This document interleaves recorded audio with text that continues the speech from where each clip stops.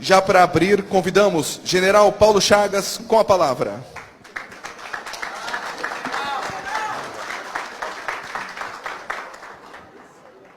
Posso tirar isso daqui?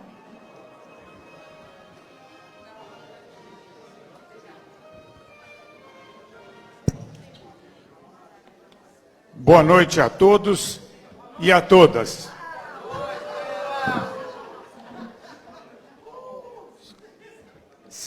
Para fazer uma motivação inicial. E eu queria, antes de mais nada, cumprimentar os organizadores desse encontro, em particular Paulo e Camilo. Eu sou veterano nesse simpósio. E cumprimentar também, porque ontem vi com cuidado os eventos do Brasil Limpo, e que mostra o empenho, a participação, o protagonismo das pessoas que aqui estão, dos líderes dessa comunidade, em benefício do Brasil, pensando o futuro dos nossos filhos, dos nossos netos. Porque nós deixamos passar muito tempo,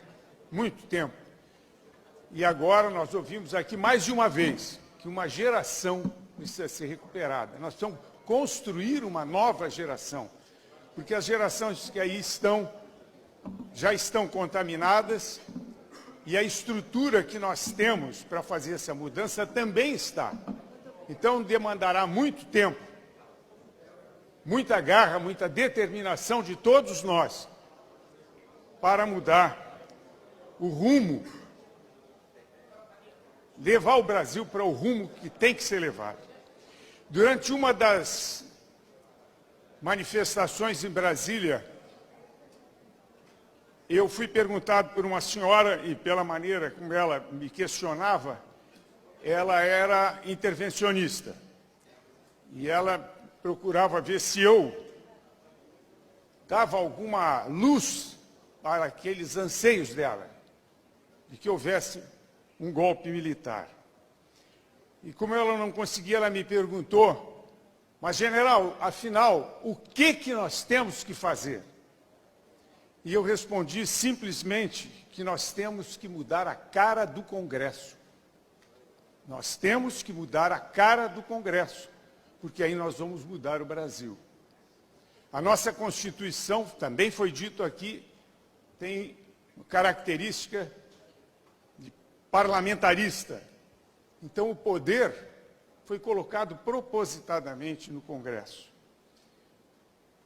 Então, é lá que está o poder e é lá que nós temos que manobrar. Já que eu estou falando aqui num painel e num momento em que se fala sobre Forças Armadas, eu falo de manobra. E o tema que eu escolhi foi maturidade política. O amadurecimento político da nação, de qualquer nação, se faz por ciclos. Ciclos de prosperidade e ciclos de retrocesso, que acompanham uma tendência mais ou menos ascendente, de acordo com a maneira adotada para organizar essa nação, dirigir e administrar os seus bens. Eu tenho um amigo nigeriano que um dia me disse que ele ia entrar para a política, porque finalmente um general em quem ele confiava deu um golpe na Nigéria e assumiu o poder, e agora sim, a Nigéria vai tomar um bom rumo. Não vai tomar um bom rumo, foi o que eu disse para ele. Não, você vai estar na política até o próximo golpe, depois você vai ser deposto. E você não sabe nunca, o dia que o país não tiver mais golpes, que a lei for seguida, que as eleições forem honestas e que o povo tiver maturidade, aí esse país vai para frente e acelera aquela ascendência. Acho que eu passei demais aqui. As consequências desses ciclos são absorvidos pela sociedade na forma de conhecimento, de educação e de cultura, e acabam por ditar o ritmo em que se dá a evolução e a maturidade política. Nós hoje também falamos aqui, alguém perguntou, como que nós vamos fazer para fortalecer as instituições? Nós vamos fortalecer as instituições através do conhecimento da população, do povo, da educação e da cultura desse povo. E aí ele assumirá o número 1 da Constituição. Todo o poder emana do povo. O povo tem que estar preparado para exercer o poder, senão alguém vai fazer isso por ele. Os brasileiros, há mais de 40 anos, assistem à infiltração de ideias revolucionárias nas bases culturais, morais e políticas da sociedade, o que resultou na mais perniciosa e grave crise da nossa história. A maioria pensante, nós, deu-se conta do quanto perdeu. Perdeu porque não participou e não deu importância ao processo político. Porque não se deu conta de que esteve entregando o poder para homens e mulheres sem caráter, gananciosos, sem compromisso com o futuro do Brasil. Nas últimas eleições, foi dado início a um novo ciclo, através do seguinte resultado. Bolsonaro teve quase 58 milhões de votos, Haddad 47 milhões e 42,5 milhões de brasileiros. 42,5 milhões de brasileiros não votou nem num nem no outro. Não acredita nem num nem no outro. Não acredita que Haddad ou Bolsonaro seja capaz de dar solução aos nossos problemas.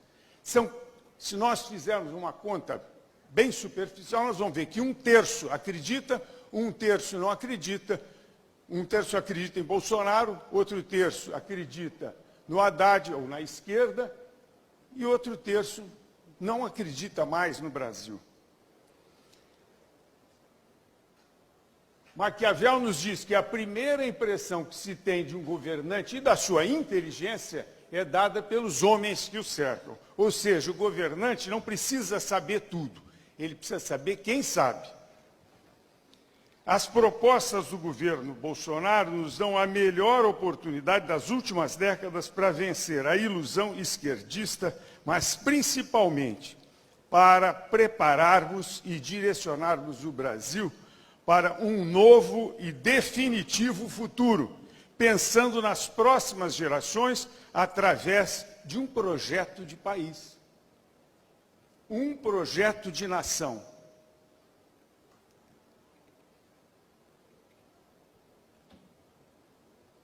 O exacerbado protagonismo ideológico fez com que no Brasil fosse deixado de lado esse projeto de nação. Nós andamos de um lado para o outro como caranguejo, buscando o poder. A esquerda no poder, a direita no poder. E em que momento nós vamos andar para frente? Que nós vamos restabelecer o que a ESG nos ensina, os objetivos nacionais permanentes.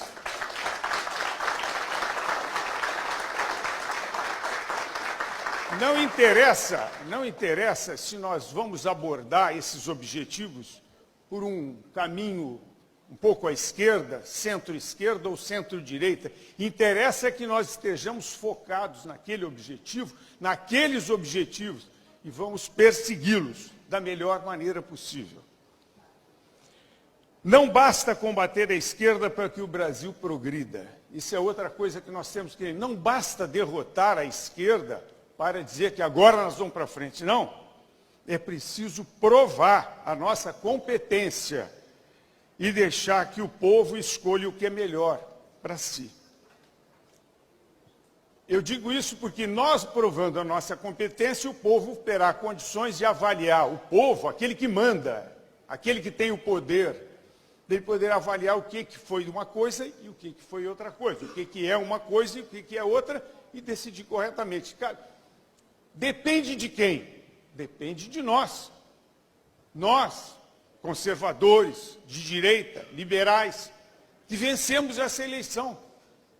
Nós temos que ser competentes. Aí está o peso da nossa responsabilidade.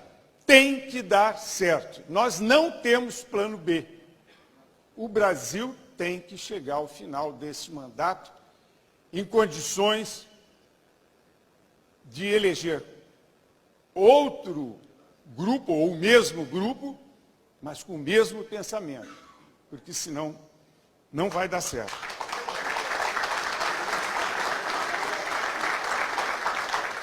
Nós tivemos 33 anos de governos de esquerda e hoje temos um governo disposto a estabelecer as bases para uma mudança dentro de parâmetros conservadores e liberais. Isso nos impõe parcimônia, diálogo, convencimento e tolerância. Tolerância com esse povo. Um povo cuja maioria só sabe o que não quer. A maioria, 58 milhões de brasileiros, votaram em Bolsonaro porque já sabem o que não querem.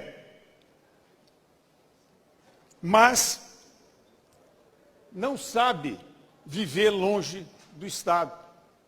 Tem uma dependência congênita do Estado. Hoje nós vimos aqui várias vezes, inclusive particularmente, deputado Luiz Felipe de Orleans e Bragança, falando das nossas constituições. A Constituição mais liberal, ou mais próxima do liberalismo que nós tivemos, foi a de 24, a Constituição do Império.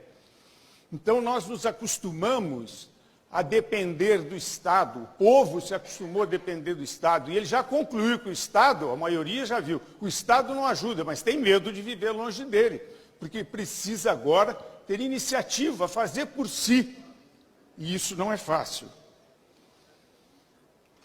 O liberalismo nunca foi experimentado no Brasil. Não é uma ideologia porque não amarra ninguém. Mas é um conjunto dinâmico de ideias. Sem dúvida, a melhor opção para tirar o Brasil definitivamente das suas crises. Assim, é preciso implementá-lo com cuidado, de modo a provar as suas virtudes sem desconsiderar os costumes e os conceitos centralizadores construídos ao longo da nossa história, os quais devem ser substituídos de forma gradual e palatável, não imposta, jamais de forma imposta, evitando riscos ao próprio sistema democrático. O ministro Paulo Guedes nos disse, tem um videozinho dele dizendo, eu resumi aí, dizendo, tenham um pouco de paciência, nos deem uma chance de trabalhar, esperem um pouquinho, deem-nos 4 anos para mudar um pouquinho. Só com isso vocês veem o tamanho do problema, o peso dessa responsabilidade de mudar um pouquinho para chegar bem daqui a 4 anos e assegurar pelo menos uma reeleição ou a eleição de alguém que pense como nós queremos que pense. A nossa guerra, portanto, é contra o tempo. O nosso inimigo, a ele, basta só retardar o nosso movimento. É isso que nós vemos lá no Congresso. Só atrapalhação. Hoje aqui, acho que foi a Joyce que falou, que eles atrapalham para que a decisão seja tomada na calada da noite. Não é porque na calada da noite é melhor, mas que é mais tarde. Estão nos atrasando. Para eles, basta retardar, e nós, daqui a 4 anos, teremos evoluído um pouquinho, mas um pouquinho a menos do que o necessário para mantermos-nos no poder.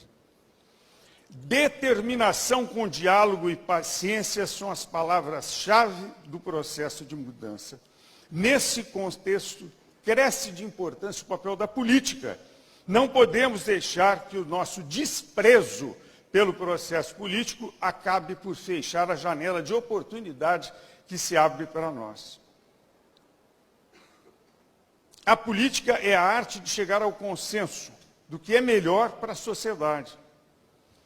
Da sua boa prática surgem as decisões compatíveis com a vontade da maioria e com o direito de todos, inclusive das minorias. Durante 21 anos do regime militar, tivemos governantes sérios, comprometidos com o Brasil, o Brasil que nós todos queremos, que é o Brasil grande. Ministros competentes e especializados nas suas pastas.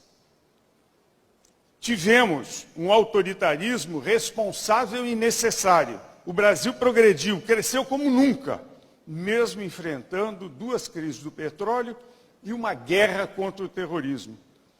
Na sua vigência, no entanto, foram negligenciados o debate político, a comunicação e a publicidade, os quais, se tivessem sido praticados com obstinação e com a intensidade conveniente e em momento oportuno, teriam consolidado e ampliado a base popular e política de apoio ao regime e o reconhecimento dos seus incontestáveis acertos. E hoje nós não teríamos um monte de gente dizendo: ah, eu era feliz e não sabia. Tinha que saber. O excesso de confiança, a falta de sensibilidade e a desatenção ao debate e às boas práticas políticas fortaleceram a oposição. E, 21 anos depois, através dos instrumentos da democracia, preservada pelo regime, promoveu-se a volta ao poder dos que nunca tiveram apreço pela democracia.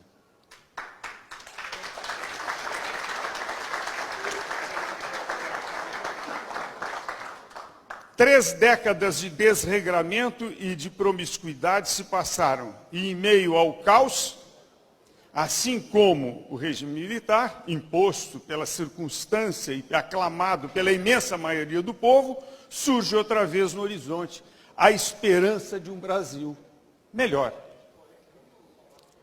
É preciso, portanto, valorizar o bom momento, o aprendizado, a franca e honesta prática política, o debate e o contraditório, porque deles surgirão a verdade, o consenso, o fortalecimento da democracia, o respeito à vontade do povo, o respeito à lei e à ordem e a ampliação do efetivo dos que querem e sabem qual é o melhor futuro para a nossa nação. Nós temos que conquistar aqueles 42,5 milhões de brasileiros que não acreditam nem do Bolsonaro, nem no PT. A eleição do Bolsonaro se deveu em grande medida aos efeitos da incompetência e da corrupção endêmica, promovidos pelo mau caratismo da esquerda, que, do alto do seu desrespeito pelos brasileiros, abriu-nos os olhos para o risco que estávamos correndo. A porta para a conquista do bom futuro está aberta, basta nos ultrapassá-la e tomar outro rumo, sem nunca esquecer que não há conquista sem desgaste, sem debate, sem luta, sem risco, sem ameaça e sem obstáculos a serem vencidos. Já que qualquer solução será dolorosa, por que não vamos experimentar o que nunca foi experimentado e que tem dado certo em outros países? É preciso apresentar e implementar o liberalismo e o nosso conservadorismo da forma mais palatável possível. O Brasil é um só, e a maioria que deu suporte ao presidente e ao seu governo precisa ser ampliada pela razão e não pela força. Nem pela demagogia e nem pelo populismo, porque a demagogia e o populismo geram frustrações. A ampliação não inclui qualquer pacto com a esquerda, mas o convencimento lógico e tolerante das vítimas da ilusão socialista, aqueles 47 milhões de irmãos brasileiros que ainda acreditam no PT, no Haddad, no socialismo. Nós temos que ser tolerantes com eles, conquistá-los, trazê-los à realidade. Eles são brasileiros como nós.